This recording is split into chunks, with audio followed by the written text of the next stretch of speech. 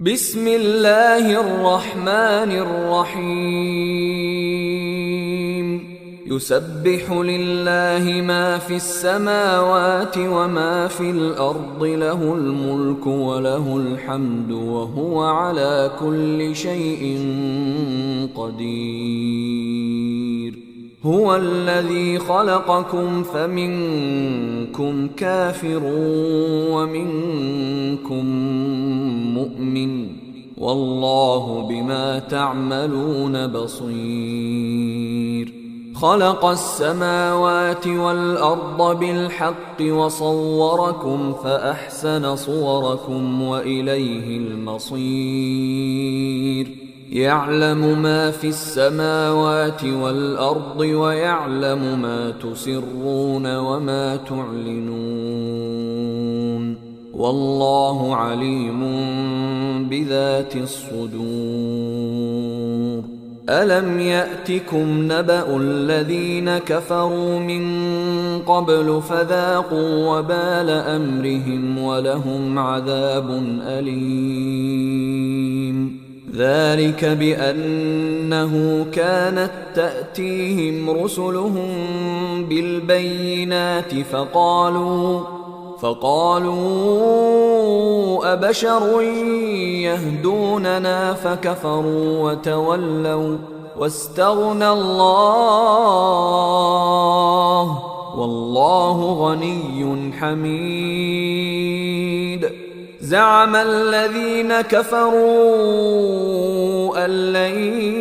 يبعثوا قل بلى وربي لتبعثن ثم لتنبؤن بما عملتم وذلك على الله يسير فآمنوا بالله ورسوله والنور الذي أنزلنا والله بما تعملون خبير يوم يجمعكم ليوم الجمع ذلك يوم التغابن ومن يؤمن بالله ويعمل صالحا يكفر عنه سيئاته ويدخله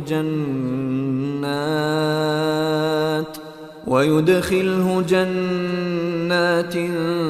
تجري من تحتها الأنهار خالدين فيها أبدا ذلك الفوز العظيم والذين كفروا وكذبوا بآياتنا أولئك أصحاب النار خالدين فيها وبئس المصير ما أصاب من مصيبة إلا بإذن الله ومن يؤمن بالله يهد قلبه والله بكل شيء عليم وأطيعوا الله وأطيعوا الرسول فإن توليتم فإنما على رسولنا البلاغ المبين الله لا إله إلا هو وعلى الله فليتوكل المؤمنون يا أيها الذين آمنوا إن من أزواجكم وأولادكم عدوا لكم فاحذروهم وإن تعفوا وتصفحوا وتغفروا فإن الله غفور رحيم إنما أموالكم وأولادكم فتنة والله عنده أجر عظيم فاتقوا الله ما استطعتم واسمعوا وأطيعوا وأنفقوا خيرا لأنفسكم ومن يوق شح نفسه فأولئك هم المفلحون إن تقرضوا الله قرضا حسنا